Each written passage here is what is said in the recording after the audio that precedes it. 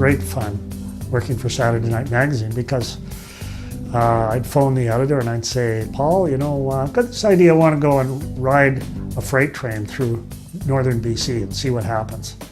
I'd say, great, and go for it, keep track of your expenses, and we'll pay you $5,000. Or I want to hang out with arson investigators for a month. Great, sounds good, do it.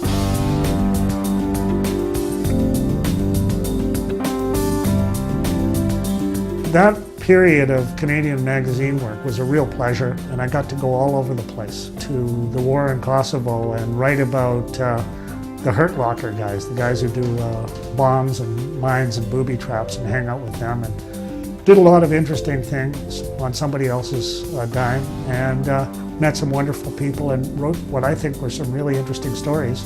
Jake is always a surprise. His physical presence, his voice, his intelligence, and the kinds of stories that he's about to tell you are always a surprise. He's a person who always seems to be moving forward. Even when he's standing still, you have the sense of a person who's going forward. He is a wonderful, adventurous individual. He's a great father, and he's turned his life into something that he is really proud of, which I think everyone should do. So. He's a rarity in the modern writing world, out of a place like Winnipeg. He has made his livelihood for probably about 30 years now entirely as a freelance writer. He looks a bit like a wizard or something. One of the things that has to be admired about Jake is his ability to generate the income that he needs whilst writing what he wants to write.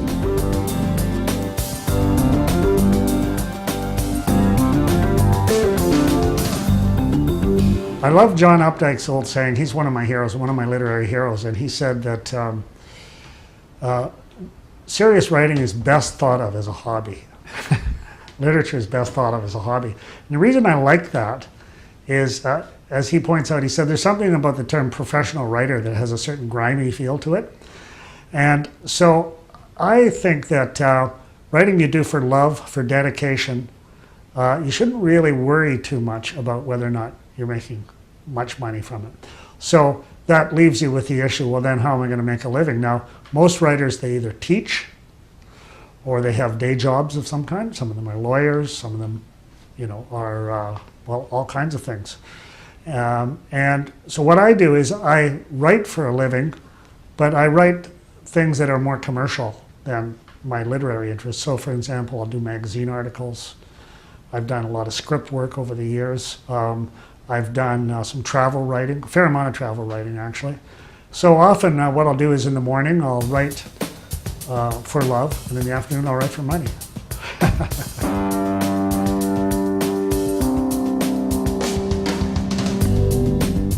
But he's published novels, he's published children's books, he's published memoir, he's published nonfiction, he's an award-winning magazine writer.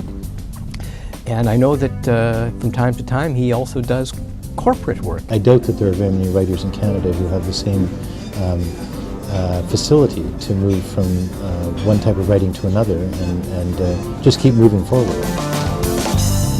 The key to survival is always adaptability and adapting to changing conditions.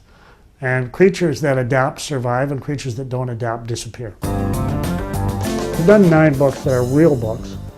And they're 6 of them are fiction of one kind or another, short story collections and novels.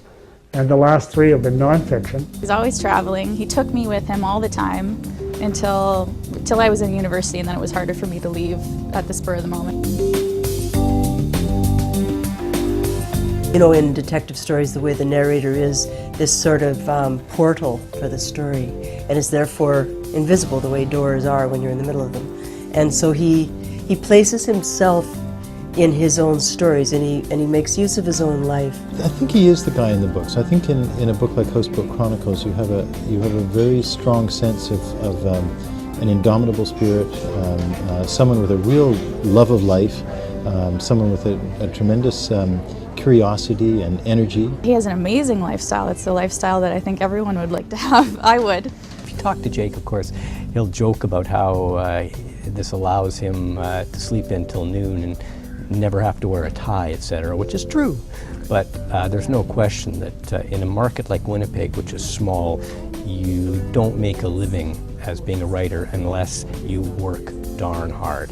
I do work hard, but I actually don't think of it as work because I enjoy it most of the time. He's a very disciplined worker.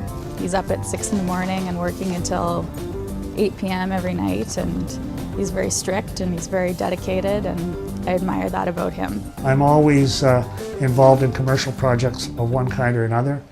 My daughter's going into law school, someone has to pick up the tab, you know. There's a lot of real things out there that are not secondary, but they're of extreme importance. It's really important for me to be a functioning, productive dad, and to be and to have a comfortable place to live and to travel and to enjoy life.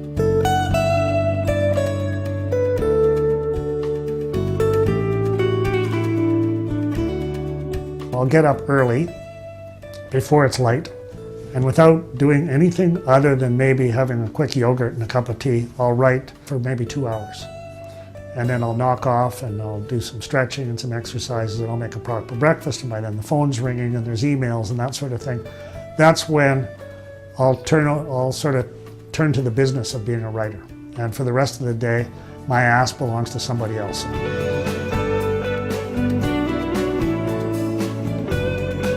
He knows everybody, and he stays friends with people. So he's one of those people that collects friends and looks after us all. He does it with tremendous energy and tremendous personality. Clearly a man of whom it can properly be said that he's very lovable. He grew up, I think, on Mulvey Street in Fort Rouge.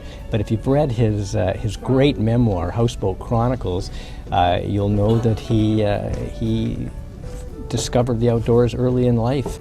My parents got a cottage, bought a piece of land out at the lake and started building a cottage. And that was my religious transformation, because I thought, this is a discovery for me. It was like Saul on the road to Damascus. I was knocked off my ass and on my ass. And so this was the world of nature, and it wasn't